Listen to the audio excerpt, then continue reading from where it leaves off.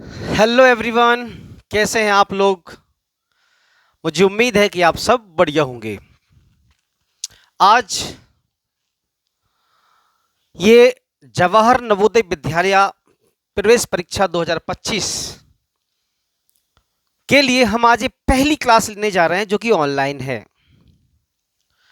जवाहर नवोदय विद्यालय प्रवेश परीक्षा की तैयारी हम पिछले कई वर्षों से ऑफलाइन कराते आ रहे हैं और पिछले साल हमने नवोदय विद्यालय प्रवेश परीक्षा की तैयारी के लिए एक हॉस्टल भी हमने चालू किया है, जिसको भी 5 से 6 महीने हुए हैं। मई में चालू करा था। ठीक है, तो अभी आज से 45 दिन के आसपास 18 जनवरी को परीक्षा है, तो हमने सोचा क्यों ना बच्चों की मदद ऑनलाइन भी कर दी जाए।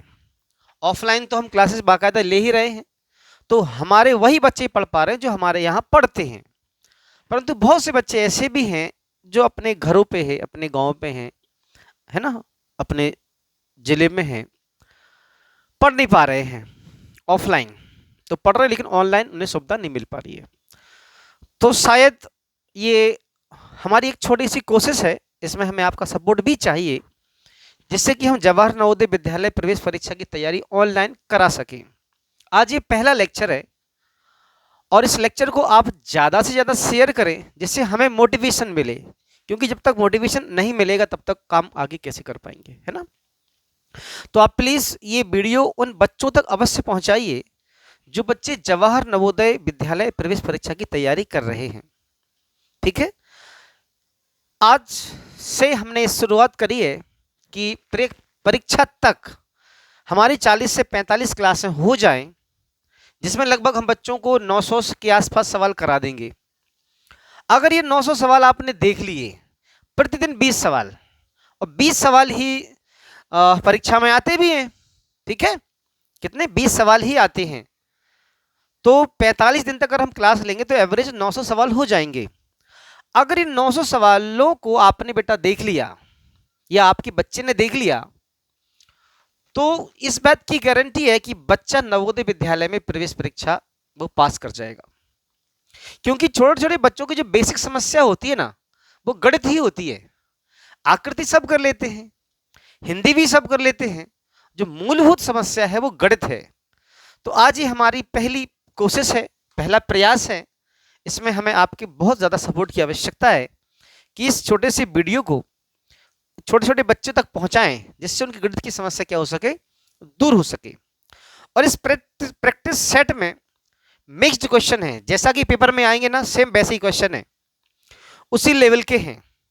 तो इन सेट्स को आप ध्यान से देखिए, समझने की कोशिश करो आप, और रोजाना आपको ये आधा घंटे का लेक्चर है हमारा, इसको देखना है। आपकी अच्छी मैथ्स की प्रैक्टिस, मिक्स्ड प्रैक्टिस हो जाएगी और आपकी परीक्षा आसानी से पास हो जाएगी। ठीक है, तो आओ वीडियो को स्टार्ट करते हैं। देखो बेटा, पहला जो सवाल है हमारा क्या है, बहुत आसान सवाल है। टेंशन नहीं लेना है आपको, बस सवाल को समझना है, रटना नहीं है, जल्दबाजी नहीं करनी है। काफी समय मिलता है, आप सवाल समझ लोगे ना तो कर लोगे। तो कोशिश करना है बेटा समझने की, ठीक है ना। तो यहाँ देखो देखो पहला सवाल क्या, यहाँ हमने 41 नंबर से शुरुआत क्यों करी, क्योंकि परीक्षा में जो गणित का सवाल होगा ना वो 41 ही होगा। 41 नंबर से लेकर 60 नंबर तक गणित के सवाल रहेंगे आपकी 20। पहले क्या होंगी, आकृतियां, फिर आएगी गणित, फिर क्या आएगी, गद्यांश आएंगे। ठीक है, तो देखो पहला सवाल क्या आया आपके सामने, ध्यान से देखना आप।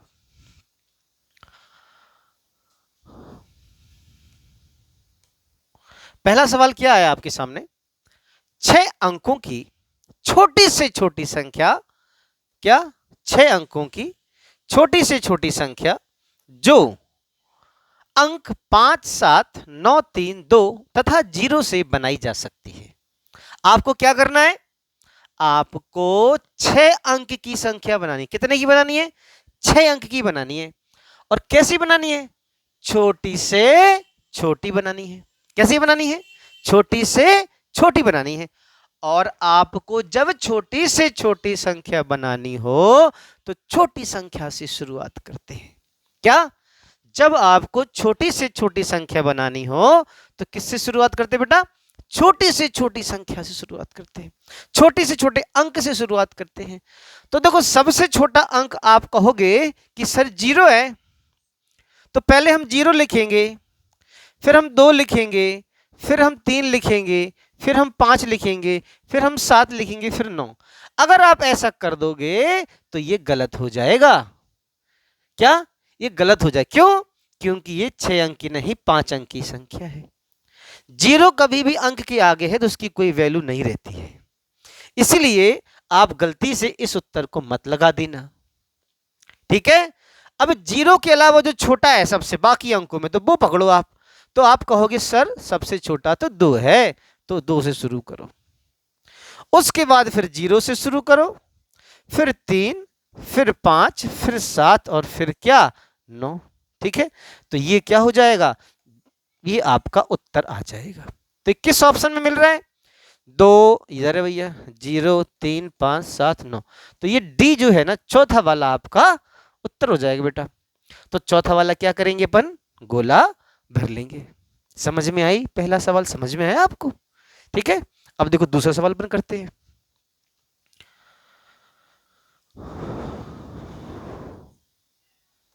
देखो बेटा, इसमें क्या है, सवाल की भाषा अगर बड़ी हो ना तो आपको डरना नहीं है, आपको सवाल को एक बार और 2 बार अच्छे से पढ़ना है, उसे समझना है। देखो पहला सवाल, दूसरा सवाल क्या कह रहा है? एक गांव की 1/3 भाग जनसंख्या अशिक्षित है। कैसी है? अशिक्षित। कितना भाग? 1/3 भाग। और यदि अशिक्षित की संख्या कितनी है? 2064 है। तो क्या कहा उसने? तो शिक्षित की और गांव की संख्या बताओ। तो बेटा क्या करो आप, माना कि गांव की संख्या क्या, कुछ मान लो आप, माना कि गांव की जनसंख्या बराबर x। क्या? माना कि गांव की जनसंख्या बराबर क्या? x मान लो आप। क्या मान लो? x मान लो। गांव की कुल जनसंख्या क्या मान ली? x मान ली आपने, है ना। अब उसका 1/3, तो क्या करोगे? तो क्या करोगे आप? x का 1/3। कैसे हैं? अशिक्षित हैं। और अशिक्षित कितने हैं? 2064 है। तो ये 3 वहां चला जाएगा, नीचे का कहां जाता है? ऊपर। भाग का क्या हो जाता है? गुणा। तो 2064 गुणा क्या कर दोगे? 3 कर दोगे, ठीक है। तो भैया 3 चौके 12, आखिरी में क्या आएगा? 2 आएगा। अब आखिरी में 2 किस में है भैया? देखो इसमें है, तो यही उत्तर हो जाएगा। आगे भी सवाल हल करने की जरूरत नहीं है, ठीक है। तो इसका गुणा कर दो। जब इसका आप गुणा करोगे ना, ठीक है, इसका जब गुणा करोगे तो 6192 आ जाएगा बेटा। तो ये क्या हो गई? कुल जनसंख्या हो गई। क्या हो गई? गांव की कुल जनसंख्या। अब उसने कहा कि शिक्षित बता दो, तो शिक्षित जनसंख्या कैसे आ जाएगी? शिक्षित जनसंख्या कैसे आ जाएगी? हम क्या करेंगे? कुल जनसंख्या में से अशिक्षित घटा देंगे। क्या करेंगे? कुल जनसंख्या में से अशिक्षित घटा देंगे। अशिक्षित कितनी है? 2064 है। समझे? अब इसको घटा दो। क्या करो? इसको घटा दो। तो कैसे घटाओगे? 2 में से 4 तो जाता नहीं है, एक हाथ से ले लेंगे। तो 12 में से 4 गए, कितने बचे? 8 बचे। यहाँ कितना बचेगा? 8। 8 में से 6 गए, कितने बचे भैया? 2 बचे। बात समझ पा रहे हैं? फिर यहाँ कितना बचेगा? 1 बचेगा। 1 में से 0 गए 1, और 6 में से 2 गए 4, तो 4128। अब ये दोनों किस में मिल रहे बेटा? पहले वाले में। तो कौन सा उत्तर? पहला वाला हमारा उत्तर हो जाएगा, ठीक है बेटा। अब चलते हैं अगले सवाल की तरफ, है ना, ठीक है। नहीं समझ में आया तो बार बार पीछे करके देख लेना आप वीडियो को, है ना। 2 बार देख लिया करो, 3 बार देख लिया करो। एक बार में नहीं समझ में आएगा तो दूसरी बार में आएगा, दूसरी बार में नहीं आएगा तो तीसरी बार में आएगा। आपको बार बार देखना है जब तक कि समझ में नहीं आ जाए। अब अगला प्रश्न देखो बेटा, देखो इसमें क्या है। 2 संख्याओं का योग 1050 है, अर्थात जब आप किसी 2 संख्याओं को जोड़ेंगे तो 1050 आएगा। 2 संख्याओं को जोड़ेंगे तो 1050 आएगा। एक संख्या दूसरी से 240 अधिक है, मतलब उन दोनों संख्याओं में जो एक संख्या है वो दूसरी से कैसी है? 240 अधिक है, ठीक है। तो आपको क्या बतानी है, दूसरी संख्या बतानी है। क्या बतानी है, दूसरी संख्या बतानी है। ठीक है, तो दूसरी मान लो कि x है। अगर दूसरी x है तो पहली वाली क्या है, x प्लस 240 है। कैसी है, x प्लस 240, क्योंकि वो वाली उससे 240 अधिक है। ठीक है, अब उन दोनों का जोड़ कितना बेटा, 1050 है। कितना है, तो इन दोनों को जोड़ दो, है ना, इन दोनों को जोड़ दो। तो इनका जोड़ कितना दिया, 1050 दिया, है ना। तो x और x कितना हो जाएगा बताओ, 2x हो जाएगा। प्लस का कितना, ये 240, और बराबर कितना, 1050। ठीक है जी। अब क्या करो, ये 240 प्लस का है, उधर जाएगा तो माइनस का हो जाएगा। ये 240 प्लस का है, उधर जाएगा तो माइनस का हो जाएगा। तो 2x बराबर क्या, 2x बराबर 1050 माइनस बेटा 240, है ना। तो 1050 में से 240 घटा दो, जीरो में से जीरो गए तो देखो जीरो बच्चे, 5 में से 4 गए कितने बच्चे, 1 बच्चे, है ना। 10 में से 2 कितने बच्चे बेटा, 8 बच्चे, है ना। अब ये 2 कहाँ जाएगा, नीचे जाएगा। गुणा में होती है संख्या तो कहाँ जाती है, भाग में। तो 810 में 2 से भाग दिए, 2 चौके 8, भाग नहीं गया तो 0, 2 पंचे 10। तो एक संख्या क्या आ गई, 405 आ गई। इसमें 405 कहाँ है, ये 405 है। ठीक है, तो इसकी वैल्यू कितनी आ गई, 405। समझ गए, तो बी उत्तर आपका हो जाएगा। क्या हो जाएगा, बी उत्तर हो जाएगा। ठीक है जी, समझ पा रहे हैं आप बात को, ठीक है ना। आगे चलते हैं बेटा। यदि 4 घंटियां परस्पर 10 मिनट, 18 मिनट, 24 मिनट तथा 32 मिनट के बाद बजती हैं, तो उन्हें एक साथ बजाकर छोड़ दिया जाए तो फिर पुनः वे एक साथ कितनी देर बाद बजेंगी। तो प्रश्न में क्या है साहब, प्रश्न में क्या है कि 4 घंटी है, 10, 18, 24, 32 मिनट बाद बजती हैं। अब उन्हें एक साथ 10 बजेंगे। चारों 4 घंटियां थी, चारों एक साथ 10 बज गई। अब प्रश्न ये कहा कि ये दोबारा एक साथ कब बजेंगी। तो देखो पहली वाली बजती है 10 मिनट बाद, दूसरी बजेगी 18 मिनट बाद, 24 बाद, 32, तो अलग अलग मिनट बाद बजेंगी। तो कोई ना कोई ऐसा समय तो होगा जब ये फिर से एक साथ 10 करेंगी। तो ऐसे जब भी सवाल आए घंटियों वाला एक साथ बजने वाला है, तो बेटा आप याद कर लो, क्या करेंगे, लासा लेंगे। क्या करेंगे, लासा लेंगे। कभी भी घंटियों वाला सवाल आए तो क्या करेंगे, लासा लेंगे। क्या करेंगे, लासा लेंगे, है ना। तो आप क्या करो, लासा ले लो, है ना। तो अपन क्या करते हैं, लासा लेते हैं। 10, 18, 24 और 32 का क्या करेंगे, हाँ जी, लासा ले लेंगे। क्या करेंगे, लासा ले लेंगे बेटा। ठीक है, तो देखो 2 से भाग दो, 2 पंचे 10, 2 नाम 18, 2 बारम 24, 2 सोलम 32, है ना। 2 से दे दिए भाग। अब 3 से 2 से दे दो फिर से, 5 ये 9, 2 छक्के 12, 2 अट्ठे 16, फिर 2 से दे दो भाग, है ना। 5 में जाएगा नहीं, 9 में जाएगा नहीं, 2 तिया 6, 2 चौके 8, है ना। फिर बेटा 2 से दो दो, 5 में जाएगा नहीं, 9 में जाएगा, 3 में जाएगा नहीं, 2 दूनी 4 बेटा।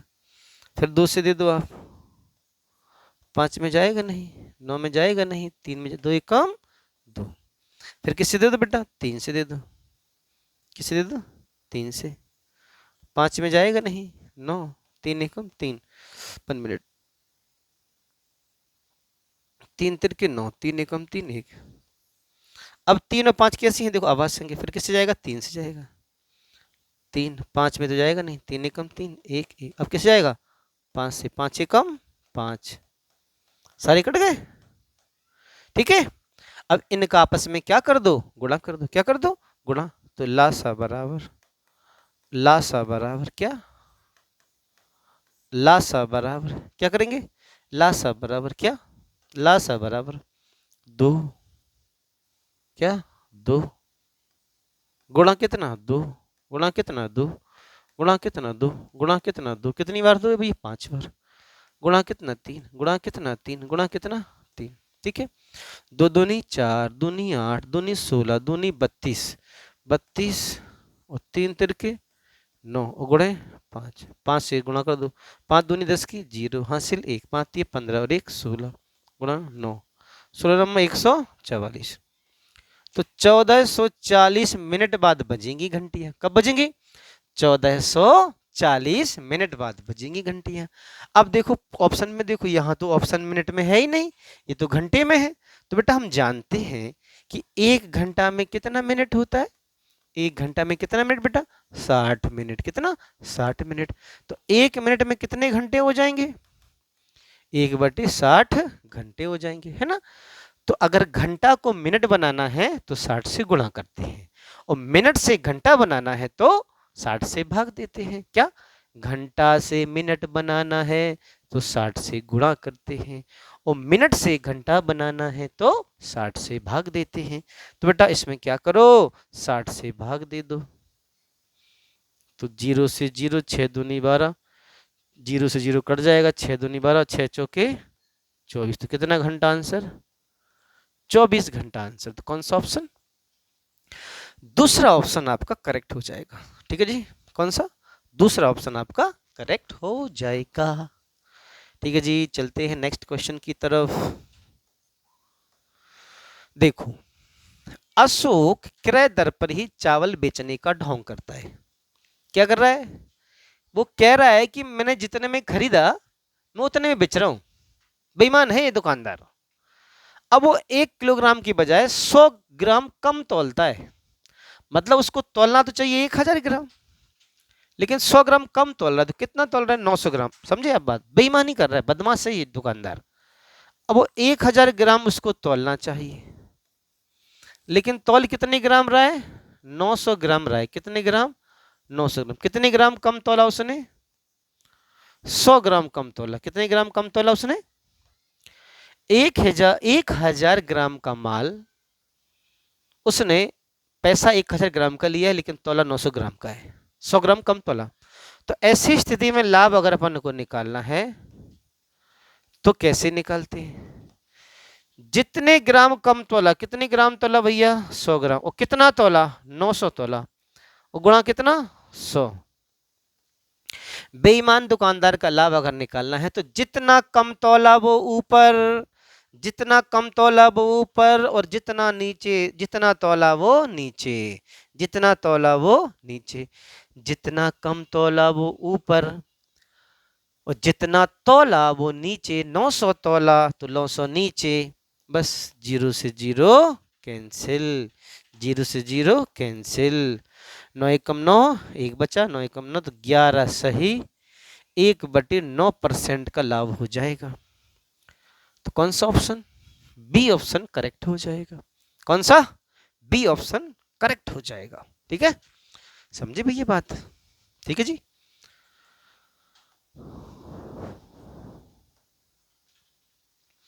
एक वर्ग का क्षेत्रफल 100 वर्ग मीटर है। क्या समझे बात? एक वर्ग है, वर्ग समझते हो? ऐसी आकृति जिसकी चारों भुजाएं कैसी हों? बराबर हों, और चारों कोण कैसे हों? 90 डिग्री के हों, उसे वर्ग कहते हैं। और उसका क्षेत्रफल कितना है? 100 वर्ग मीटर है। और वर्ग के अंदर किनारे से सटा 1 मीटर चौड़ा रास्ता बनाया। तो देखो क्या करा उसने। जैसे मान लो कि ये वर्ग है। क्या है ये? वर्ग है। ठीक है, क्या है ये? वर्ग है। अब वर्ग के अंदर से ही 1 मीटर सटा उसने एक रास्ता बनाया अंदर से ऐसे। ठीक है, क्या बना दिया? रास्ता बना दिया। ठीक है जी, क्या बना दिया? रास्ता। ठीक है, तो ये यहां से क्या बन गया? रास्ता बन गया ऐसे।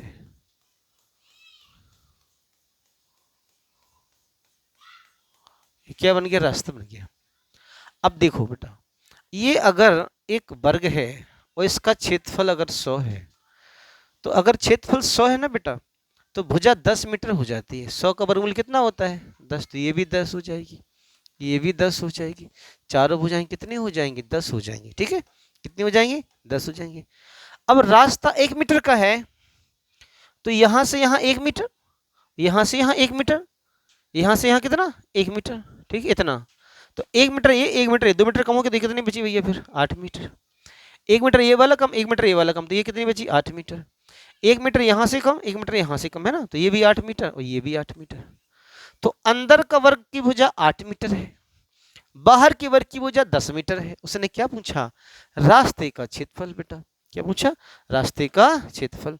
तो देखो रास्ते का क्षेत्रफल कैसे निकालोगे बताओ आप, रास्ते का क्षेत्रफल, रास्ते का क्षेत्रफल कैसे निकालोगे, बड़े वाले वर्ग में से छोटा वाला घटा दो। क्या, बड़े वाले वर्ग में से छोटा वाला घटा दो, तो ये वाला हिस्सा क्या हो जाएगा, बच जाएगा।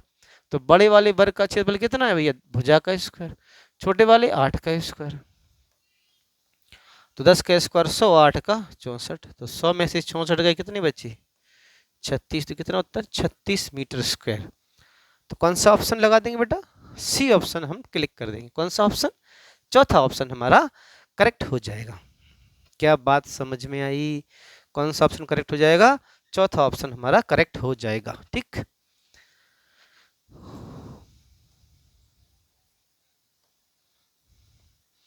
किसी शंकु की त्रिज्या 7 मीटर है। क्या, किसी शंकु की त्रिज्या कितनी है, 7 मीटर है। शंकु की त्रिज्या को 10% बढ़ा दिया जाए तो नए शंकु तथा पहले शंकु के आयतन का अनुपात क्या होगा।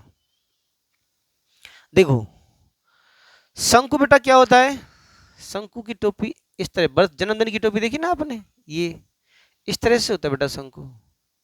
ठीक है, ये क्या है, शंकु है, इसको त्रिज्या होता है, ये ऊंचाई होती है, ये क्या त्रियक ऊंचाई होती है। ठीक है बेटा, इसके आयतन का सूत्र क्या होता है, आयतन का सूत्र क्या होता है 1/3 पाई आर स्क्वायर एच। परंतु बेटा आपको इस सूत्र को नहीं लगाना है, टीचर्स आपको इस सूत्र बताएंगे लेकिन आपको इसको नहीं लगाना है, हम आपको शॉर्टकट बता रहे हैं। देखो त्रिज्या बदली ना, केवल ऊंचाई तो बदली नहीं है। तो त्रिज्या में देखो यहाँ 2 की घात चढ़ी है, तो आप बेटा क्या करो, बहुत सिंपल तरीका बता रहे शॉर्टकट आपको हम। 10% का क्या मतलब होता है बेटा, 10/100। क्या होता है 10/100, यानी त्रिज्या 100 से कितनी बढ़ गई, 10 बढ़ गई, या फिर 10 एकम 10, 10 ढाई की 100।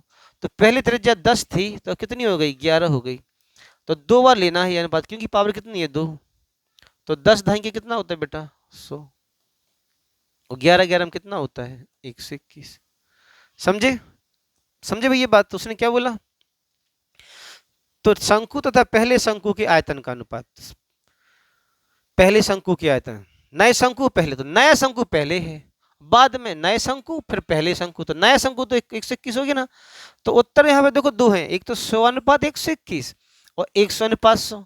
तो जल्दबाजी मत करना, उसने पहले क्या लिखा है नया शंकु, तो नया शंकु तो ये है ना ये वाला, तो उत्तर हम ये लगाएंगे 121/100। शब्दों पर ध्यान देना, जल्दबाजी नहीं करना है परीक्षा में।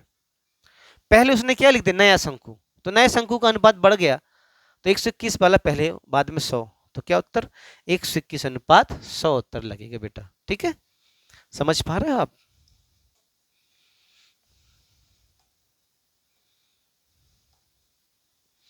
किसी संख्या में 119 से भाग देने पर शेष 65 रह जाता है। क्या, कोई संख्या है, संख्या नहीं पता है, उसमें भाग दे रहे अपन, तो कितना शेष बच रहा है 19, 119 से भाग दे रहे, कितना शेष बच रहा है 65। उसी में अगर 17 से भाग देंगे तो क्या करेंगे बेटा, तो देखो कुछ नहीं करना है आपको, 17 से भाग देना ना, तो हमेशा शेष में भाग दो, किस में भाग दो, हमेशा शेष में। यहाँ शेष 65 बच रहा ना, और 17 से भाग देना है, यहाँ कुछ रहा कोई दिक्कत नहीं है। तो 17 चौके 68 ज्यादा हो जाएगा, 17 × 51, तो 5 में से कितने बचे 4, और 6 में 4 कितने बचे 5, तो क्या उत्तर बेटा 14 जो है आपका उत्तर हो जाएगा। कितना, इस तरह का सवाल आए तो आपको हमेशा शेष में भाग देना है, याद कर लो, हमेशा शेष में भाग देना है। क्लियर है जी, ठीक है।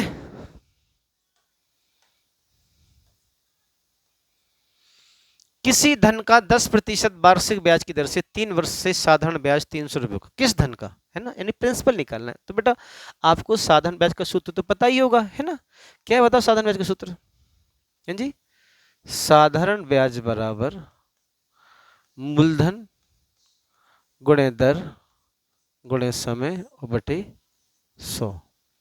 तो मूलधन बराबर क्या होता है, साधारण ब्याज गुणे 100, बटे दर और गुणे समय।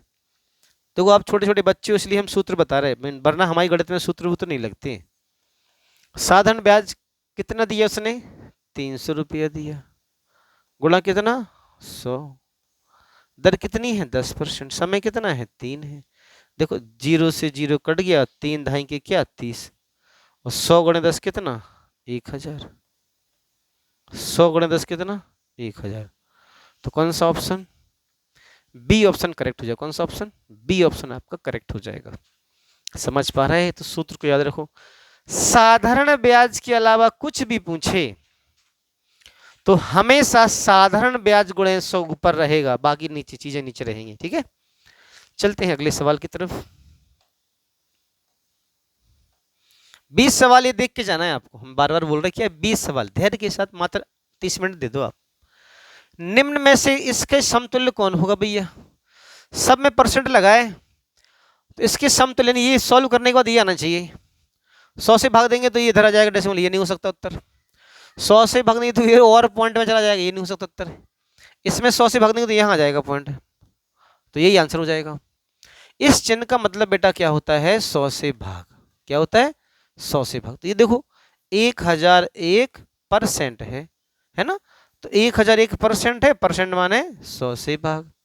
तो यहाँ देखो 2 जीरो है, तो यहाँ 2 अंक पहले दशमलव लग जाएगा, है ना, तो ये कितना हो जाएगा 10.01 हो जाएगा। समझ गए, तो यहाँ पे दशमलव आना चाहिए। तो ये आंसर इसका ये वैल्यू इससे आ रही है, तो यही आंसर समतुल्य माने इसके समान है जी, किसके समान है जी। ठीक है, क्लियर है जी कॉन्सेप्ट।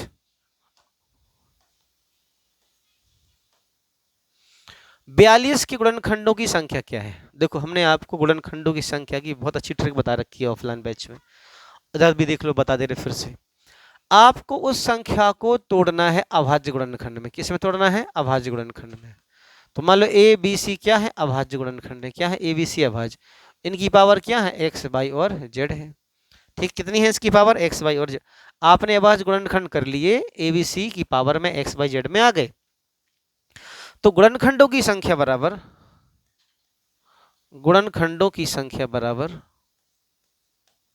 गुणनखंडों की संख्या बराबर गुणनखंडों की संख्या बराबर, जितनी पावर है ना उसमें एक जोड़ दो और आपस में क्या कर दो, गुणा, तो गुणनखंड आ जाएगा। ये तरीका है इसका, ये समझ में, ये क्या है, फॉर्मूला है, इसको आप बेटा याद कर लो। गुणनखंड की संख्या कभी पूछे तो सबसे पहले सवाल के क्या करो, गुणनखंड करो। तो जैसे 42 है तो 42 की क्या करो, गुणनखंड करो, 2 से भाग दो, 2 दूनी 4, 2 एकम 2, फिर 3 7 21 और 7 एकम 7। तो संख्या क्या आ गई, देखो 42 आ गई। 2 की घात कितनी है, ये 3 की घात 1 और 7 की घात 1। अब आपको क्या निकालना है, गुणनखंड निकालना है। क्या निकालना है,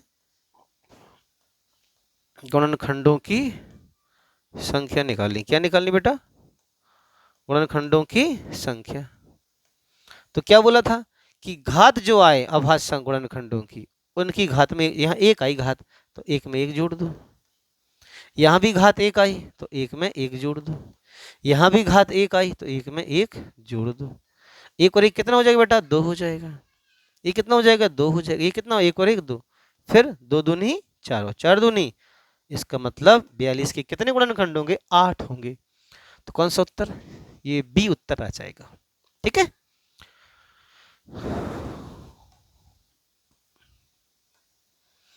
मान ज्ञात कीजिए।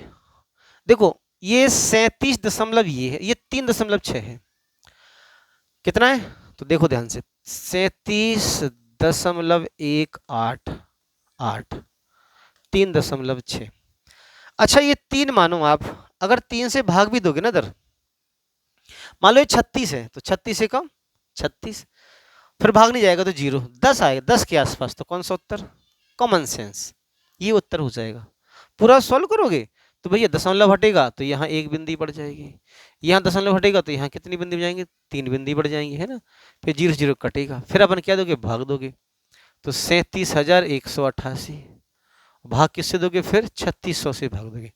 देखो 3600 धाई के 10,000, 36,000, 3600 धाई के 3610 धाई के 36,000, ठीक है, यानी 3600 गुणा 10 36,000, तो 37,000 है, तो 10 कुछ आएगा उत्तर, तो इसका उत्तर क्या हो जाएगा, फिर ये वाला हो जाएगा 10.33। ये लगभग अनुमान लगा दिए हमने, कॉमन सेंस लगा के, ऐसे आपको परीक्षा में करना है, बाकी फिर आप भाग दे सकते हो, है ना, ठीक है।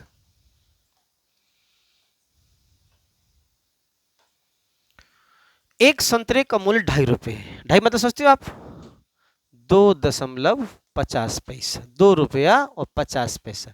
एक संतरा आ रहा है इतने का, 2 रुपये का और 98 का, एक संतरा कितने का, 2 रुपये का और 98 का आ रहा है, और उसने क्या कहा है, 3.5 दर्जन। तो बेटा 1 दर्जन में कितने संतरे आएंगे, पहले ये बताओ, 1 दर्जन का मतलब क्या होता है, 1 दर्जन मतलब होता है 12, तो उसने कहा 3.5 दर्जन, कितने दर्जन, 3.5 दर्जन।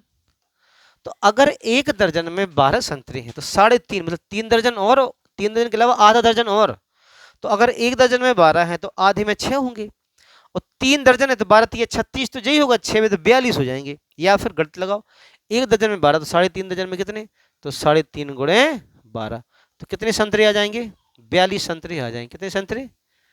अब आप बताओ, एक संतरा तो है 2.5 रुपया का, तो 42 संतरे कितने के हो जाएंगे बताओ, है जी, तो 42 गुणा कितना, 2.5 रुपया, तो कितना 105 रुपया, कितना उत्तर 105। तो कौन सा बेटा, चौथा जो है आपका उत्तर हो जाएगा। आपका बालक अगर क्लास 3 में है, 4th में है, 5th में है, और आप चाहते हैं कि आपका बच्चा नवोदय विद्यालय की तैयारी करे, तो हमारे यहाँ हॉस्टल है, आप हमारे यहाँ हॉस्टल में एडमिशन कराएं बच्चे का, हम वहाँ पे 3rd से ही बच्चों की प्रिपरेशन कराते हैं, ठीक है। यहाँ पे लिख भी रखा है हमने, जवाहर नवोदय विद्यालय प्रवेश परीक्षा की तैयारी हेतु हॉस्टल सुविधा उपलब्ध है, अधिक जानकारी के लिए आप इस नंबर पे कॉल कर सकते हो, ठीक है। चलते हैं नेक्स्ट क्वेश्चन की तरफ। किसी दिन 6:14 बजे से 8 बजे, यानी सुबह 6 बजे से शाम को रात 8 बजे के बीच घंटों और मिनटों की संख्या, तो कभी भी घंटा मिनट पूछना बेटा तो कॉमन सेंस लगा करो, 6 बजे से 8 बजे तक, तो 6 बजे से 6 बजे तो 12 घंटा शुद्ध शुद्ध हो गए, है ना, और 2 और जोड़ 214, अब 14, लेकिन ये 8 से कम है, 14, 6:14 से 8:14 होते 14 घंटा, तो यानी 13 घंटा कुछ होगा उत्तर। अब 13 घंटा तो किसी में है ही नहीं, तो यही उत्तर है, ये लगा दिया हमने क्या, कॉमन सेंस, क्या लगा दिया ये, कॉमन सेंस, ठीक है। दूसरा, 6:14 में से 8 बजे घटाओ, 1 मिनट, 8:14 में से क्या घटाना भैया, 8:2 है वहां पे, 8:2 में से 6:14 घटाओ, ठीक है। तो देखो 2 में से 14 जाते हैं तो यहाँ से 1 घंटा उधार ले लो, 1 घंटा उधार लोगे ना तो यहाँ 62 हो जाएगा, कितना हो जाएगा 62, तो 12 में से 4 कितने बचे, 8 बचे, और 5 में से कितने बचे, 4, यहाँ कितना बचेगा 1, तो 48 किस में है, 48 किसी ऑप्शन में नहीं, इसी में है, तो यही आंसर होगा। दूसरा, ये इसका मतलब है 1 घंटा 48 मिनट, कितना अंतर है, 1 घंटा 48 मिनट, ठीक है, और उसमें 12 घंटे ऑलरेडी हो चुके हैं, तो इसमें 12 क्या कर देंगे, प्लस कर देंगे, तो कितने, 13 घंटा 48 मिनट उत्तर, तो ए ऑप्शन हो जाएगा, ठीक है जी।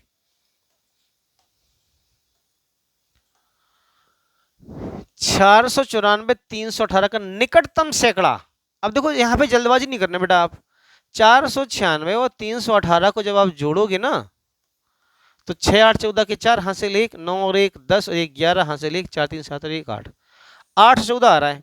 अब आप तुरंत क्या करोगे, इसको लगा दोगे, तो ये लेकिन गलत है उत्तर, ये नहीं है उत्तर। उसने कहा निकटतम सैकड़ा, तो 800, जब हम 814 को बोल रहे हैं तो क्या पढ़ रहे हैं अपन, इसको 800 पढ़ रहे हैं, तो अधिकतम सैकड़ा क्या है, 800 है। अगर ये 796 होता तब भी 800 ही होता, सैकड़ा में निकटतम सैकड़ा क्या होता है, 814 होगा, 814 का कौन सा होगा, 800 होगा, तो कौन सा ऑप्शन, 800 लगेगा, 814 नहीं लगा देना, ठीक है, जोड़ने से यही आ रहा है, लेकिन उसने कहा कि निकटतम सैकड़ा, तो 800 में आएगा इसका उत्तर, क्या 870 आएगा इसका, ठीक है। हाँ बेटा ये देखो, ये थोड़ा बड़ा सा सवाल है, 30 किलोमीटर की दूरी चलने में अभय को समीर से 2 घंटे अधिक समय लगते हैं, यदि अभय अपनी चाल कैसी कर दे, दुगनी कर दे, तो समीर से 1 घंटा कम लगेगा, समझना ध्यान से, सवाल को समझ लेना आप। अच्छा दूरी कितनी है, दूरी कितनी है, दूरी है 30 किलोमीटर की, और दो आदमी है, एक अभय और समीर है। कितने आदमी है देखो, दो आदमी। एक तो कौन सा है, एक अभय है और दूसरा कौन सा है, समीर है। ठीक है, अभय की चाल हमने एक्स मान ली और समीर की क्या मान ली, वाई मान ली। क्या मान ली भैया, चाल मान ली। क्या मान ली, चाल। 30 किलोमीटर की दूरी चलने में अभय को समीर से 2 घंटे अधिक। किसको, इसको ज्यादा समय लग रहा है। अगर समय ज्यादा लगता है मतलब वो धीरे धीरे चल रहा है, उसकी चाल कैसी है, कम है, तो इसका समय कितना हो जाएगा, समय ज्यादा लग रहा है, इसका समय ज्यादा होगा। चाल कम है तो समय ज्यादा होगा। इसका समय क्या हो जाएगा, 30 - 2। अभय को समीर से ज्यादा समय लग रहा है तो समय में से समय घटाएं, कितना लग रहा है भैया, 2 घंटे का समय लग रहा है। ठीक है, यदि अभय अपनी चाल को दुगनी कर दे, यानी उसकी चाल पहले कितनी थी, एक्स थी, अब वो कितनी कर दे रहा है, दुगनी कर दे रहा है। कितनी कर दे रहा है, 2x कर दे रहा है। तो उसे समीर से 1 घंटा कम लगता है, यानी फिर इसको ज्यादा लगता है। तो इसका समय कितना, दूरी बटे चाल क्या होता है बेटा, समय, 1 घंटा। अब एक समीकरण ये बन गया और दूसरा ये बन गया। अब क्या करो, इन दोनों को जोड़ दो। तो देखो ये प्लस का ये माइनस का ये वाले कट जाएंगे। 30/x, 30/x और माइनस के 30/2x बचेगा। और 2 और 1 कितना हो जाएगा, 3 हो जाएगा, बराबर के 3।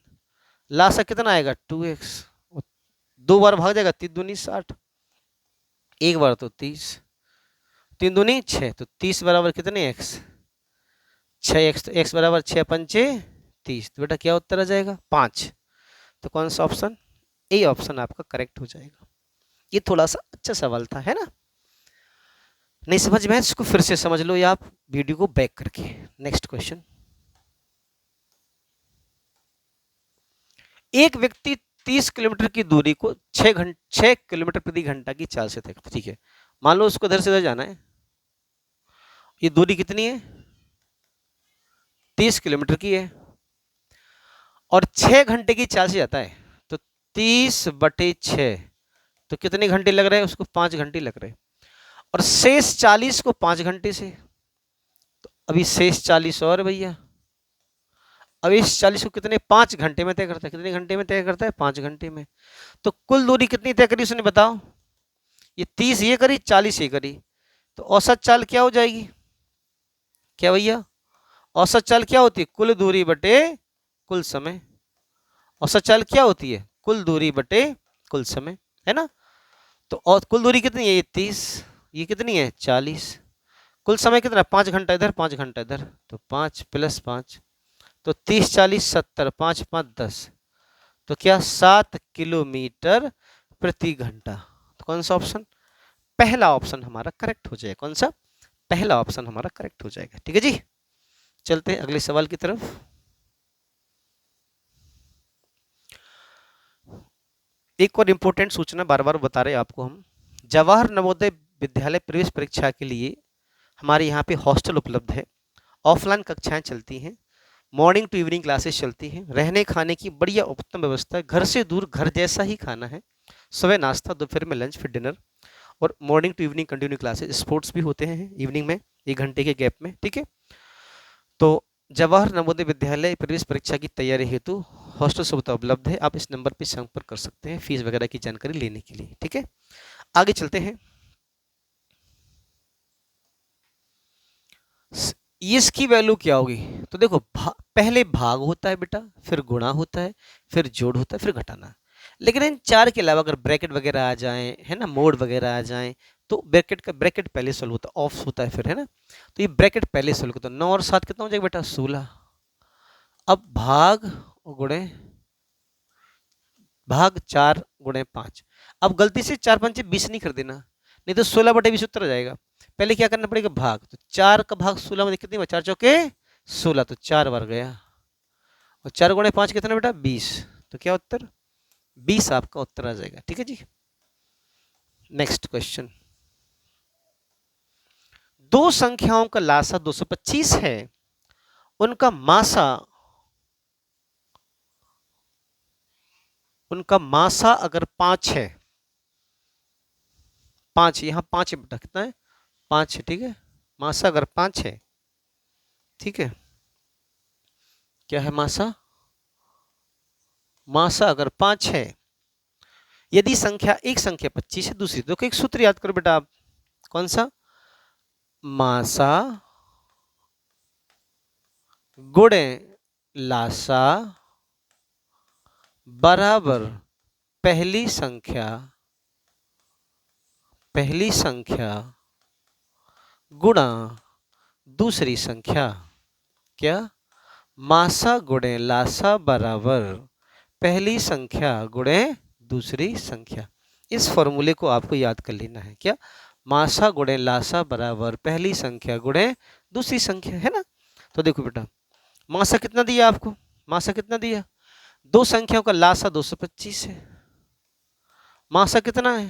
5 है। एक संख्या 25 है, दूसरी ज्ञात कर, दूसरी हमने x मान ली। 25 कहाँ आ जाएगा? नीचे। तो 225 गुणे 5 बटे कितना? 25 बराबर कितना है x? तो 5 25, 5 चौके 20, 5 25। तो x की वैल्यू कितनी आ गई? 45। तो कौन सा ऑप्शन? सी ऑप्शन आपका करेक्ट हो जाएगा। कौन सा ऑप्शन? सी ऑप्शन करेक्ट हो जाएगा।